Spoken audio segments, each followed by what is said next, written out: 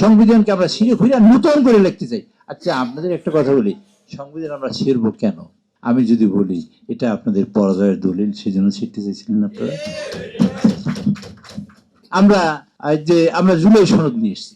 এই ব্যাপারে অল্প একটু কথা বলি। কোন একটা দল আপনারা দেখেছেন, খেয়াল করেছেন কিনা? আপনি আমার কথা শুনেন। একটা দল আপনারা দেখবেন মাত্র 8টা দফা দিয়েছে। 8টা দফা কি বলবেন জানেন নাকি? সবাই জানেন, কিন্তু আমি আপনাদের স্মরণ করে দিই। প্রথম এই ইন্টারিম গভর্নমেন্ট আসার পরে প্রথম তারা দাবি তুললো কি, স্থানীয় সরকারি নির্বাচন চাই। কেউ চাইছিল? কেউ বলেন দেখি। গরমে আরাম নিয়ে হবে না হাহুতাশ, ঘুরলে পরে ওয়ালটন ফ্যান বাতাস আর বাতাস। কেউ চাইছিল? চাইছে। যারা চাইছে তারা আমরা ভুলে গেছেন। আমাদের যারা এখন বিরোধী আছে তারা স্থানীয় সরকারি নির্বাচন চাইছে। আমরা বলেছি স্থানীয় সরকারি নির্বাচন থেকে সরকারের পরিবর্তন হয়? হবে না। আচ্ছা, স্থানীয় সরকার নির্বাচন করে কিছুদিন আন্দোলন করলেন তারা।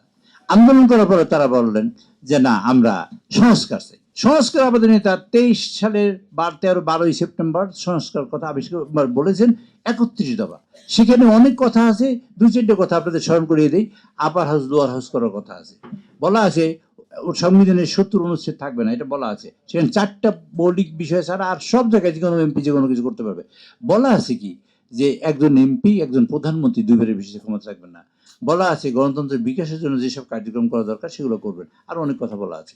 আচ্ছা, এই কথা দিয়েই আমরা শুরু করেছিলাম। সেই সংস্কারের নাম ধরে সংস্কার শুরু হলো। তারপর কি হলো? আমরা মানে প্রথম বললো, এরপরেই বললো আমরা কনস্টিটিউটেড অ্যাসেম্বলি চাই, যে আমরা সংবিধান সংশোধন করতে চাই। সংবিধানকে আমরা ছিঁড়ে খুঁড়ে নতুন করে লিখতে চাই। আচ্ছা, আপনাদের একটা কথা বলি, সংবিধান আমরা ছিঁড়বো কেন? আমি যদি বলি এটা আপনাদের পরাজয়ের দলিল, সেজন্য ছিঁড়তে চাইছিলেন আপনারা। বলতে পারি না? বলতে পারি। বললাম না, তবু বলতে পারি এ কথা। আর হয়তো বা কোনো সময় বলতে পারিও এটা কথা। এটা পরাজয়ের দলিল। পরাজয় সহ্য হয় না, যেন সংবিধান ফেলে দিয়ে নতুন করে সংবিধান লিখতে চেয়েছে। সেইটা কয়েকদিন আন্দোলন করে থামলো। থামার পর বললো আমরা সংস্কার চাই। শুরু হলো সংস্কার আন্দোলন, সংস্কার কার্যক্রম। প্রত্যেকদিন সকালবেলা নতুন করে সংস্কার শুনি। এর মধ্যেই শুরু হলো সংস্কার, পরে হাসিনার বিচার চাই। আচ্ছা, শুরু হলো হাসিনার বিচার, সেটা একটা পর্যায়ে গেল।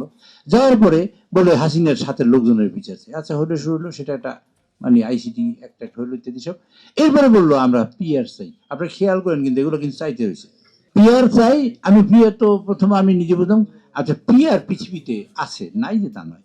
আচ্ছা, Democratic country America, Democratic country England, এবং মানে কি বলে যেখানে জন্ম হয়েছে, ডেমোক্রেটিক কান্ট্রি আমাদের পাশের দেশে 3টে বড় দেশ, আমি 3টের কথা বললাম, আরো অনেক দেশ আছে। এই কোনো জায়গায় পিআর নাই। অথচ সেই পিআর আমাদের খাইতে হবে। এবং তার বক্তৃতা শুনছে নাকি, এই প্রেস ক্লাবে দ্বারাই বলছে যে সোজা আঙ্গুলে যদি এই পিআর না হয় তাহলে আঙ্গুল দরকার হলে